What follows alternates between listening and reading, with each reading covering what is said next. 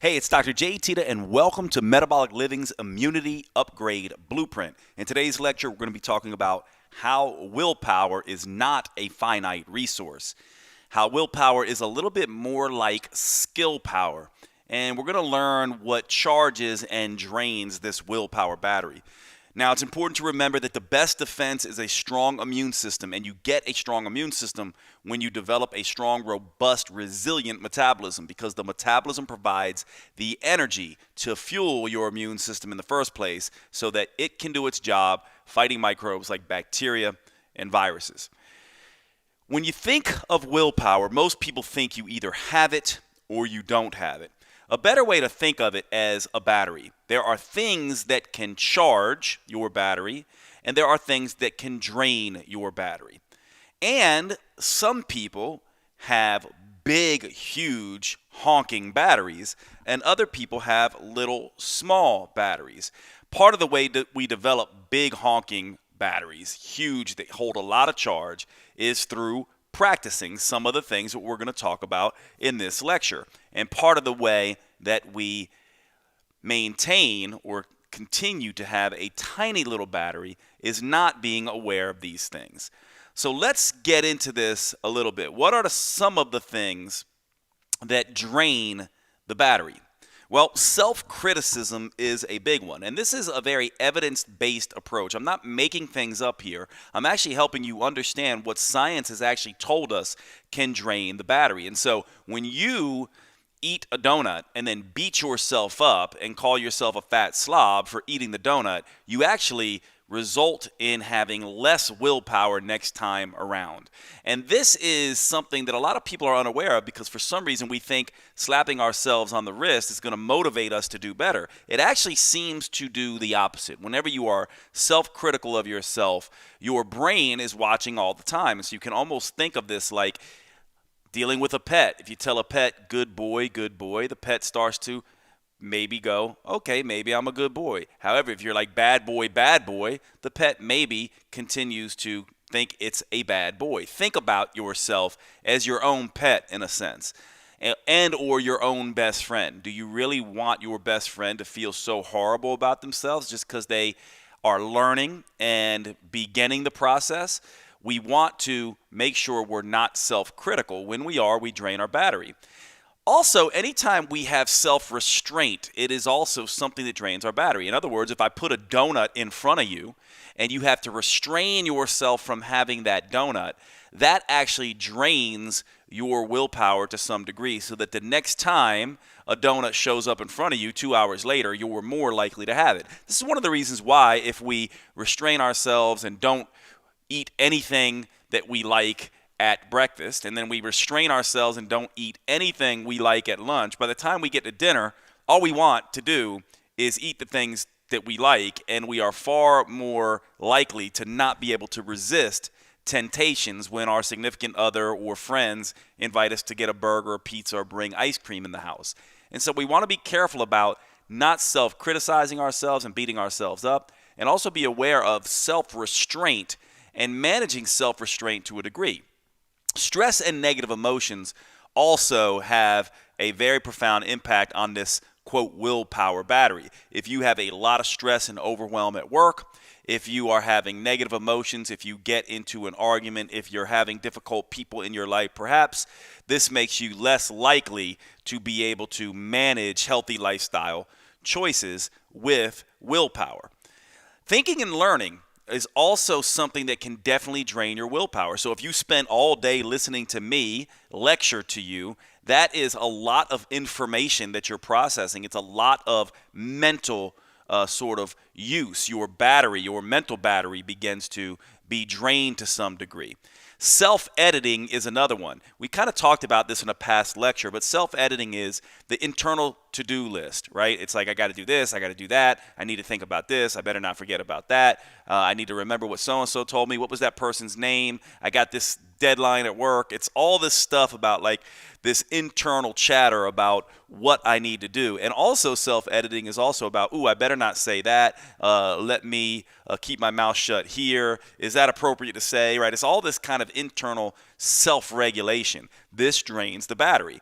Low blood sugar drains your willpower battery. In other words, if you haven't eaten and your blood sugar level begins to fall, that's something that can make you less likely to be able to resist temptations, highly palatable, sugar-rich, fat-rich foods. Sleep deprivation is absolutely huge for the willpower battery. We've seen that over and over again in research, that if you are not appropriately rested, quality and quantity of sleep, you will have cravings. It disrupts things like ghrelin, which is a hunger and craving hormone, and leptin, which is a hunger hormone. And then TV and computer is something that can definitely be a drain to the willpower battery. Anyone who's watched a Harry Potter marathon over the course of a weekend knows that it might start out seeming relaxing, but then it can be draining. Or you get home from work and you start, a series at 5 and you find yourself still watching that series at 11:30. This is draining to the mental battery as well. Now, on the other side of this, you're going to find some interesting things. All right, so we talked about all the things that drain the battery. What about things that actually raise it? Well, the opposite of self-criticism is self-acceptance. It's kind of this idea of like, okay, you know what? You messed up. You're only human. It's okay. Get back on the horse. You're just fine, right? We all know that. Everybody, at least we want our friends to treat us like that. You're not a bad person. You just made a mistake. You're only human. We all make mistakes. This kind of self-acceptance and, being compassionate with yourself. Gratitude. This is actually a really interesting sort of thing when you focus on the things that are going well for you and not the blaming and complaining about things that are going wrong. This also seems to allow you to have better willpower. Sleeps, naps, meditation, things that cause you to be more mindful and more rested. This makes sense, doesn't it? This is kind of a no-duh moment. However, how many of us actually get in sleep? And if we can't sleep, how many of us nap? And if we can't nap, how many of us actually do meditation?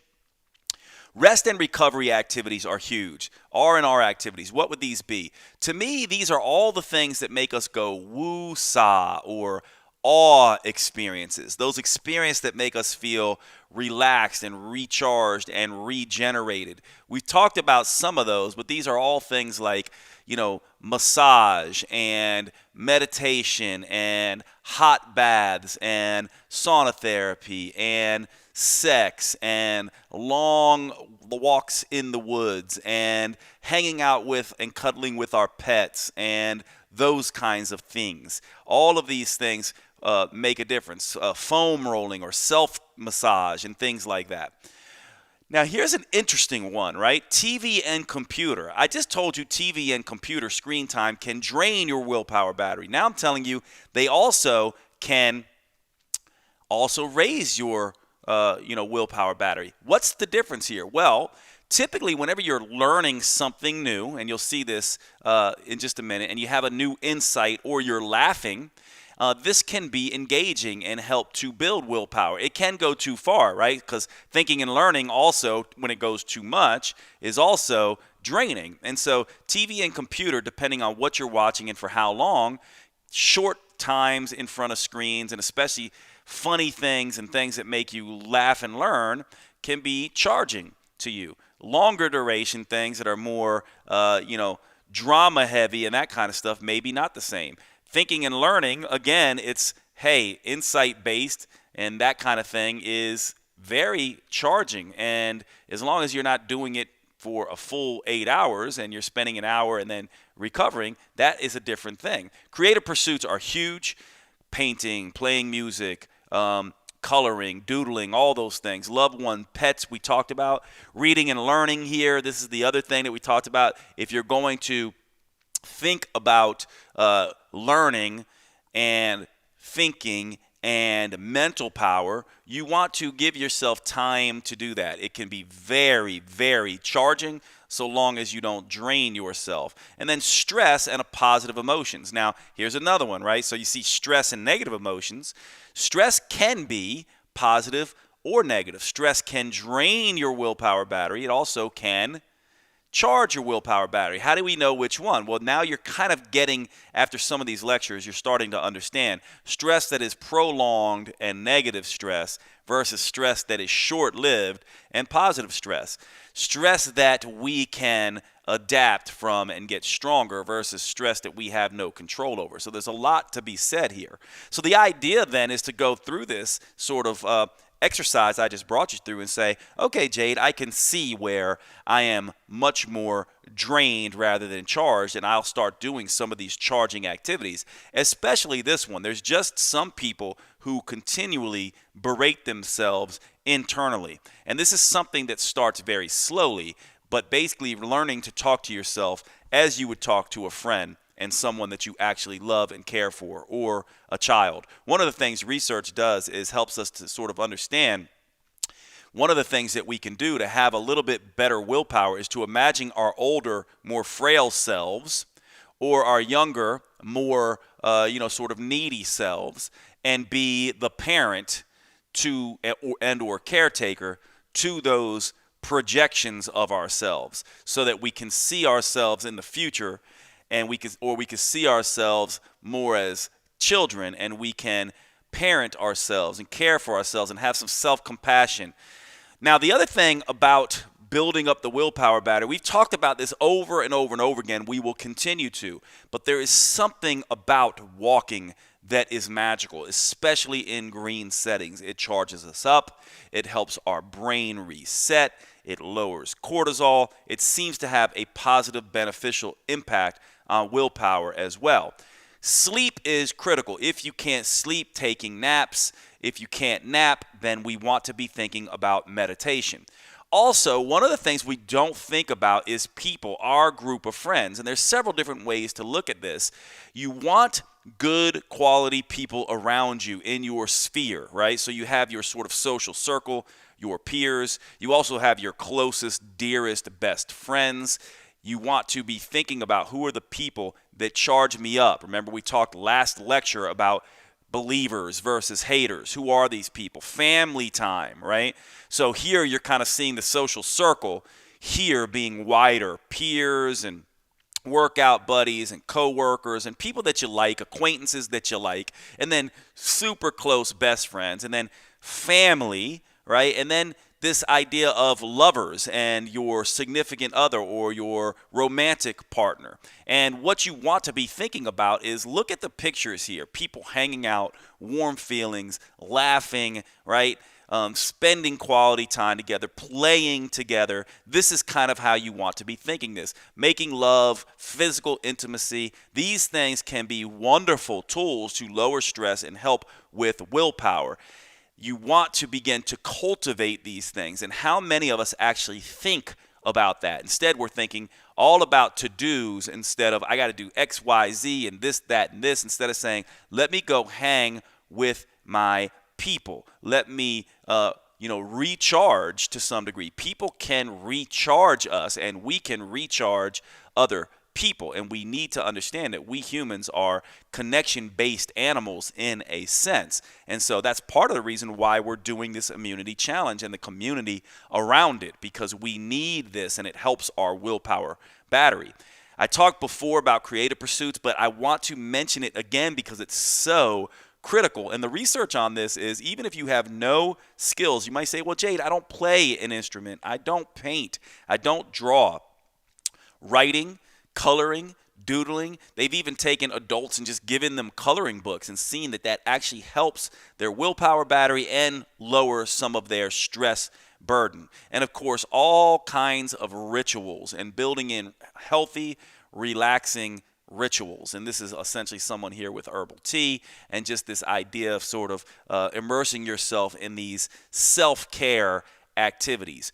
Quiet time alone with your herbal teas, or in the bath, or in the shower, or in a sauna, or on a long walk by yourself. Alone time, quiet time also can be really critical, and we'll contrast that with together time. There's a balance here, and so you need to look at yourself and say, well, am I spending too much time with people? Am I being overly drained? And or, as we talked about last time, do I not have the right social team? And or am I someone who needs a little bit more alone time, or I'm having too much alone time? All of these things matter. Now, the one thing here that I think is critical is the TV piece is one thing where people go, well, of course we're going to spend time on the computer and we're going to spend time watching TV. And there's nothing wrong with that, but if you want a rule of thumb for how not to let it drain your willpower battery and more charge you up, don't spend inordinate amounts of time doing it. And when you do it, think about, is this helping me learn something? Is this making me have some laughter and joy? And so the key takeaways here are that your willpower is like a battery. You do want to know what kinds of things deplete it and then work to make changes to that, and then also work to cultivate behaviors that charge it up. Rest-based living is critical. All these things we talked about, specifically this idea of understanding your social circle, how to use your social circles, understanding that sometimes you need sort of alone time, and then understanding that really it's about the 3 L's here when we're talking about willpower. How often are you laughing? How often are you learning? And how often are you loving in a sense? How often are you doing that for others? How often are they doing it for you, right? And how often are you able to sort of cultivate these kind of feelings for yourself? It's absolutely critical. All right, thanks so much for watching today's episode. You can still join and access all the old material over at www.metabolicliving.com. Don't forget, we've got immune strengthening workouts, meal plans, and recipes at the site. Whether you're paleo, keto, vegan, vegetarian, we have you covered. And if you've enjoyed this lecture in particular, this is a really good one to send to friends and family, isn't it? Don't forget to follow us at Metabolic Living on Facebook, YouTube, and Instagram. And remember, we're all in this together. It's about boosting your metabolism, strengthening your immune system, and flattening the curve together. I hope you liked this session, and we will see you at the next lecture.